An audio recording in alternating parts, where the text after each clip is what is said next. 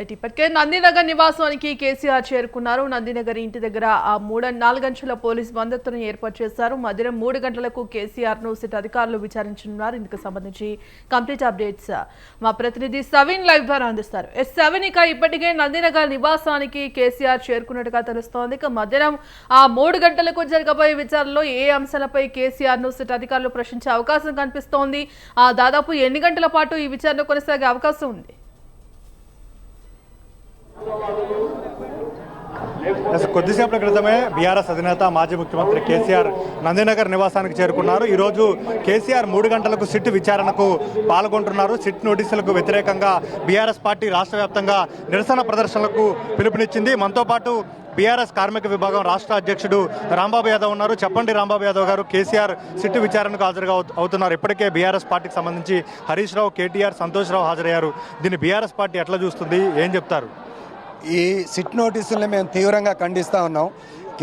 మన రేవంత్ రెడ్డి గారు ఆయన చేసిన దొంగతనాలు, ఆయన చేసిన అవినీతి కార్యక్రమాల్ని చిన్నవి చేసుకోవడం కోసం ఇవాళ బురద జల్లే కార్యక్రమంలో భాగమే ఈ సిట్ నోటీసులు. టెలిఫోన్ ట్యాపింగ్ పేరుతోటి ఇవాళ ఆల్రెడీ ఇంతమందిని ఎంక్వైరీ చేసిండు. ఆ ఎంక్వైరీలో ఏమొచ్చిందో కూడా ఇంతవరకు ఏం చెప్పాల. మళ్ళీ చివరికి కేసీఆర్ గారి మీద ఇవాళ నోటీసులు ఇచ్చి ఆయన ఎంక్వైరీకి పిలిచిండు. ఇవాళ బంగారు తెలంగాణను తీసుకొచ్చింది ఆయన, తెలంగాణ రాష్ట్రాన్ని అభివృద్ధి పదంలో నడిపింది ఆయన.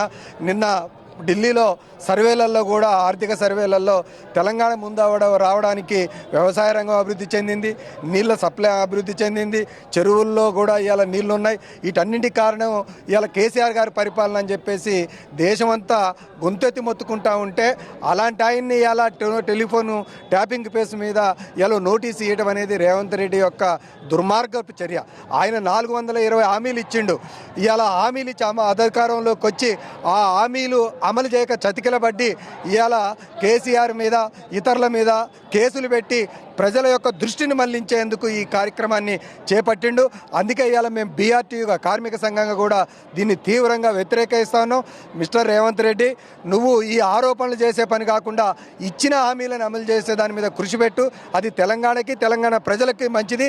ఇదే పని నువ్వు చేసుకుంటా పోతే, ఇప్పుడు చేస్తున్న నోటీసులు ఇచ్చుకుంటా, ఇట్లా మాటలు తప్పించుకుంటా నువ్వు ఇవాళ దొంగదారిలో తిరగదలుచుకుంటే మాత్రం తెలంగాణ ప్రజలు నీకు గోరి కట్టడం పక్కా అని చెప్పేసి ముఖ్యమంత్రికి, మంత్రులకు తెలియకుండా ఫోన్ ట్యాపింగ్ జరగదు, ముఖ్యమంత్రికి తెలిసే జరుగుతుందంటూ పీసీసీ అధ్యక్షుడితో పాటు కాంగ్రెస్ నేతలు ఆరోపిస్తున్నారు. ఆ కాంగ్రెస్ నేతలు, ఆ పీసీసీ అధ్యక్షుడు ఒక అమాయకులు. ఇవాళ ఎవరు పరిపాలన చేసినా, చరిత్రలో పాత పుస్తకాలు చూసినా, పాత సినిమాలు చూసినా అర్థమవుతుంటుంది. గూఢాచారి వ్యవస్థ అనేది ఏ రాజ్యంలోనైనా ఉంటుంది. అది వాళ్ళకి తెలవకపోతే వాళ్ళ అమాయకత్వం, మూర్ఖత్వం, కావాలని ఉద్దేశపూర్వకంగా మాట్లాడటం తప్ప ఇంకొకటి కాదు. గూఢాచారి వ్యవస్థకు ఒక భాగం ఉంటుంది. ఆ విభాగం ఈ వ్యవహారాలన్నీ చూస్తుంది.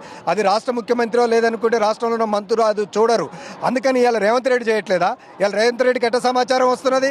ఇవాళ పోలీసు వాళ్ళందరూ ఇంతమంది ఇక్కడికి వచ్చిండ్రు. ఇవాళ ఎందుకు వచ్చిండ్రు? వీళ్ళందరికీ సమాచారం వివిధ రూపాల్లో తీసుకొని ఇవాళ జనం ఎక్కడ సమీకరించబడుతున్నారు, ఎక్కడ నిరసన తెలియజేస్తున్నారు అని తెలుసుకొని వస్తారు. అలాంటి వ్యవస్థ ఏ రాజ్యంలోనే ఉంటుంది. ఇదేదో గొప్పగా పట్టుకున్నట్టు, ఇది గొప్పగా మాట్లాడుతున్నట్టు, ఇది బురద జల్లడం తప్ప ఇంకొకటి కాదు. ఇది అమాయకత్వమైన ఆర్గ్యుమెంటు ఆ మంత్రులది కానీ, పీసీసీ అధ్యక్షుడిది కానీ. అంటే కాంగ్రెస్ ప్రభుత్వం వచ్చిన తర్వాత వరుస విచారణలు, వరుస కేసులు బీఆర్ఎస్ పార్టీ అగ్రనేతలపై పడుతున్నాయి. దీన్ని బీఆర్ఎస్ పార్టీ భవిష్యత్తులో ఏ విధంగా ఎదుర్కొంటుంది? తప్పకుండా ఈ ప్రజా మద్దతులతోటి ఇలా కాంగ్రెస్ పార్టీ పెడుతున్న నిరసన కేసుల్ని కానీ, నిర్బంధాలను కానీ తెలంగాణ బీఆర్ఎస్ పార్టీ ఎదుర్కొంటుంది. దీనికి ఆ రకమైన చరిత్ర ఉన్నది, అనుభవం ఉన్నది. అనేక పోరాటాలతోటి నిర్మించబడ్డ పార్టీ, అనేక పోరాటాలతోటి తెలంగాణ సాధించుకున్నాం. పోరాటాలేం కొత్త కాదు. ఇవాళ రేవంత్ రెడ్డి పెడుతున్న నిర్బంధాల కన్నా గతంలో ఆంధ్ర పరిపాలకులు ఇవాళ తెలంగాణ ప్రజల మీద కానీ, బీఆర్ఎస్, టీఆర్ఎస్ పార్టీల మీద కానీ ఆనాడు పెట్టిరు. ఇంతకన్నా గట్టిగా ఎదుర్కొని వచ్చినాం. ఈ భూమికి జానడంతున్నాయన ఈయన పెడుతున్న నిర్బంధాలని కొట్లాడటం, వాటిని వ్యతిరేకించడం, వాటిని గెలవడం ఇవాళ బీఆర్ఎస్ పార్టీకి కొత్త కాదు. డెఫినెట్గా దీంట్లో విజయం సాధిస్తాం. ఇంకొకటి ఏంటంటే, బాలును గోడకు కొడితే ఎంత గట్టి కొడితే అంత ఎన్నికొస్తుంది. ఇవాళ బీఆర్ఎస్ పార్టీ మీ నాయకుల మీద మీరు ఎంత గట్టి కేసులు పెడుతున్నారో క్యాడర్ అంత బలంగా తయారైద్ది, పార్టీ అంత బలంగా తయారైద్ది. రాబోయే కాలంలో కాంగ్రెస్ పార్టీని బొందబెట్టడం పెట్టడానికి ఇది ఒక కారణమైంది. ప్రధానంగా బీఆర్ఎస్ పార్టీ నాయకులు కార్యకర్తలు తెలంగాణ భవన్ కు భారీగా చేరుకున్నారు. ముఖ్యంగా బీఆర్ఎస్ అధినేత మాజీ ముఖ్యమంత్రి కేసీఆర్ కొద్దిసేపటి క్రితమే నందినగర్లో ఉన్నటువంటి తన నివాసానికి చేరుకున్నారు. సరిగ్గా 3 గంటలకు సిట్ విచారణ ప్రారంభం కాబోతోంది. దీనికి సిట్కు హైదరాబాద్ సిపి సజ్జనార్ నేతృత్వం వహిస్తున్నారు. అదేవిధంగా సిట్ బృందంలో ఉన్నటువంటి ఐపీఎస్ అధికారులు, ఇతర అధికారులు కేసీఆర్ను విచారించబోతున్నారు. ఇప్పటికే ఈ సిట్ విచారణకు మాజీ మంత్రులు, బీఆర్ఎస్ వర్కింగ్ ప్రెసిడెంట్ కేటీఆర్తో పాటు హరీష్ రావు, సంతోష్రావు హాజరయ్యారు. ఈ ముగ్గురిని కూడా సిట్ అధికారులు దాదాపు 7 గంటల పాటు విచారించిన పరిస్థితి మనకు కనబడుతుంది. కానీ కేసీఆర్కు ఉన్నటువంటి వయసు దృష్ట్యా, అదేవిధంగా మాజీ ముఖ్యమంత్రిగా, ప్రధాన ప్రతిపక్ష నేతగా, పార్టీ అధ్యక్షుడిగా ఉన్నారు కాబట్టి గతంలో సుప్రీంకోర్టులో ఉన్నటువంటి గైడ్ లైన్స్లో ఉన్నటువంటి నిబంధనల మేరకు కేసీఆర్ను ఇంటి వద్దే విచారిస్తాము, లేకపోతే కేసీఆర్ కోరుకున్న చోట హైదరాబాద్ నగర పరిధిలో విచారిస్తామంటూ సిట్ రాసినటువంటి కేసీఆర్కు పంపించినటువంటి నోటీసులో స్పష్టంగా పేర్కొంది. కానీ కేసీఆర్ ఎర్రవల్లిలో ఉన్నటువంటి తన నివాసంలో ఫామ్ హౌస్లో విచారించాలంటూ సిట్ అధికారులకు లేఖలో స్పష్టం చేసినప్పటికీ దానికి సిట్ అధికారులు అంగీకరించలేదు. ప్రధానంగా ఎన్నికల అఫిడవిట్లో కేసీఆర్ నందినగర్ నివాసాన్ని అడ్రస్గా ఉపయోగించారు కాబట్టి అక్కడే విచారణ చేస్తామంటూ సిట్ అధికారులు స్పష్టం చేశారు. దీంతో కేసీఆర్ గత రెండోసారి సిట్ అధికారులు నందినగర్లో ఉన్నటువంటి నివాసాల గోడకి సిట్ నోటీసులు అంటించడంతో పాటు సిబ్బందికి అంటించారు. అర్ధరాత్రి పూట వచ్చి దాదాపు 9:30-10 గంటల ప్రాంతంలో సిట్ అధికారులు వచ్చి నోటీసులు ఇవ్వడాన్ని కూడా అభ్యంతరం వ్యక్తం చేస్తూ జూబ్లీహిల్స్ ఏసీపీ వెంకటగిరికి కేసీఆర్ లేఖ రాశారు. అందులో గతంలో హైకోర్టు, సుప్రీంకోర్టు తీర్పులను కూడా ప్రస్తావించారు. అయినప్పటికీ నేను సిట్ విచారణకు హాజరవుతున్నాను, సిద్ధంగా ఉండాలంటూ కూడా సిట్ అధికారులకు స్పష్టం చేశారు. ఇక కేసీఆర్కు సిట్ నోటీసులు ఇవ్వడంతో పాటు సిట్ అధికారులు విచారించడాన్ని వ్యతిరేకిస్తూ ఇవాళ బీఆర్ఎస్ పార్టీ తెలంగాణ రాష్ట్ర వ్యాప్తంగా అనేక చోట్ల నిరసన ప్రదర్శనలు చేసింది. హైదరాబాద్లో బీఆర్ఎస్ పార్టీ కేంద్ర కార్యాలయం తెలంగాణ భవన్తో పాటు అన్ని జిల్లా కేంద్రాల్లో, నియోజకవర్గ కేంద్రాల్లో, మండల కేంద్రాల్లో బీఆర్ఎస్ పార్టీ నాయకులు ఎక్కడికక్కడ నిరసన ప్రదర్శనలు చేసిన పరిస్థితి మనకు కనబడుతుంది. ప్రధానంగా బీఆర్ఎస్ పార్టీ అధికారంలో ఉన్నప్పుడు ఫోన్ ట్యాపింగ్కు పాల్పడిందనే అభియోగంతో కాంగ్రెస్ పార్టీ అధికారంలోకి వచ్చిన తర్వాత కేసు నమోదు చేసింది. కాంగ్రెస్ పార్టీ నాయకులు, కాంగ్రెస్ పార్టీ ప్రభుత్వం కూడా ఇదే అభియోగాన్ని బీఆర్ఎస్ పార్టీపై మోపింది. కాంగ్రెస్ పార్టీ అధికారంలోకి వచ్చిన తర్వాత ఈ ఫోన్ ట్యాపింగ్లో ఎవరైతే కీలక పాత్ర పోషించారో అధికారులను గుర్తించి వారిని అరెస్ట్ చేశారు, వారిని విచారించారు. ఆ తర్వాత ఎవరి ఫోన్లు అయితే ట్యాప్కు గురయ్యాయో వారిని గుర్తించి వారికి నోటీసులు ఇచ్చారు. అదేవిధంగా బీఆర్ఎస్ పార్టీకి సంబంధించినటువంటి ఎమ్మెల్సీలు, మాజీ ఎమ్మెల్యేలు చిరుమర్తి లింగయ్య, అదేవిధంగా జైపాల్ యాదవ్తో పాటు బీఆర్ఎస్ ఎమ్మెల్సీ నవీన్ రావు, అదేవిధంగా కూకట్పల్లి ఎమ్మెల్యే మాధవరం కృష్ణారావు కుమారుడితో పాటు ఇతర బీఆర్ఎస్ పార్టీకి సంబంధించినటువంటి వాళ్ళను సిట్ విచారించింది. తాజాగా బీఆర్ఎస్ పార్టీకి సంబంధించి వర్కింగ్ ప్రెసిడెంట్ కేటీఆర్తో పాటు మాజీ మంత్రి హరీష్ రావు, రాజ్యసభ మాజీ ఎంపీ సంతోష్ రావును దాదాపు 7 గంటల పాటు సిట్ విచారించిన పరిస్థితి మనకు కనపడుతోంది. ఇక గతంలోనే ప్రభుత్వ మాజీ ప్రధాన కార్యదర్శులుగా ఉన్నటువంటి శాంతకుమారి, సోమేష్ కుమార్ కూడా సిట్ పిలిచి వారి స్టేట్మెంట్ కూడా రికార్డు చేసిన పరిస్థితి ఉంది. మొత్తానికైతే గతంలో ఎవరి స్టేట్మెంట్ అయితే రికార్డు చేశారో వారు ఇచ్చినటువంటి వాంగ్మూలం ఆధారంగా గతంలో బీఆర్ఎస్ పార్టీకి సంబంధించి కేటీఆర్, హరీష్ రావు, సంతోష్ రావు నుంచి తీసుకున్నటువంటి స్టేట్మెంట్ ఆధారంగా ఈరోజు సిట్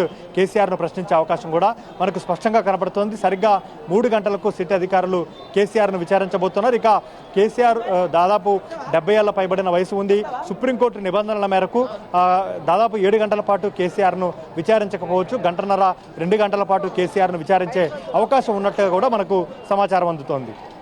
అవినిక, ఇప్పటికే గతంలో ఏదైతే ఎస్ఐబి మాజీ చీఫ్ ప్రభాకర్ రావును నియమించే విషయంలో కూడా ఇటు సంతోష్ రావు కీలకంగా వ్యవహరించిన పరిస్థితి కనిపిస్తోంది. మరి ఈ నేపథ్యంలో ఆ అంశం గురించి ఏమన్నా ఇవాళ కేసీఆర్ విచారణలో అడిగే అవకాశం ఉందా?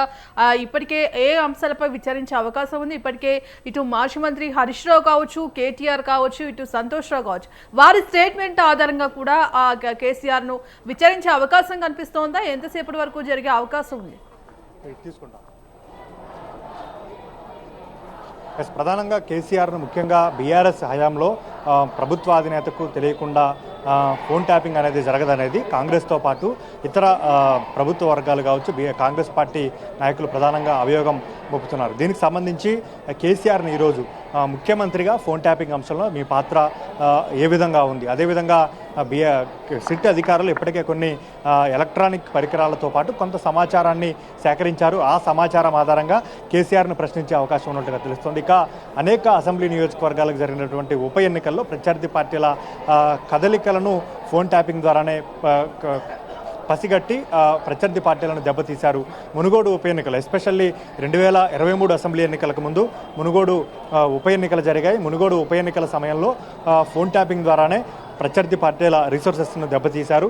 అదే సమయంలో మొయినాబాద్ ఫామ్ హౌస్ కేంద్రంగా ఎమ్మెల్యేల కొనుగోలు అంశాన్ని బీఆర్ఎస్ పార్టీ తెరపైకి తెచ్చింది. బీజేపీ 4 ఎమ్మెల్యేలను కొనుగోలు చేయాలని ప్రయత్నం చేసింది అనేది పెద్ద ఎత్తున బీఆర్ఎస్ ఆరోపించింది. కేసీఆర్ ప్రెస్ మీట్ నిర్వహించారు. ప్రధానంగా అప్పుడు ప్రగతి భవన్ వేదికగా ప్రెస్ మీట్ నిర్వహించి ఆ వీడియోలను ప్రదర్శించారు. దీన్ని దేశంలో న్యాయ వ్యవస్థలకు పంపిస్తాము, రాజకీయ నాయకులకు పంపిస్తామంటూ కూడా అప్పుడు కేసీఆర్ స్పష్టం చేశారు. వీటన్నిటి సమాచారంతో పాటుగా ఇప్పుడు గతంలో పోలీస్ అధికారులు ఈ 2 సంవత్సరాల నుంచి సిట్ విచారణ అనేది పలు దఫాలుగా కొనసాగుతూ వస్తోంది.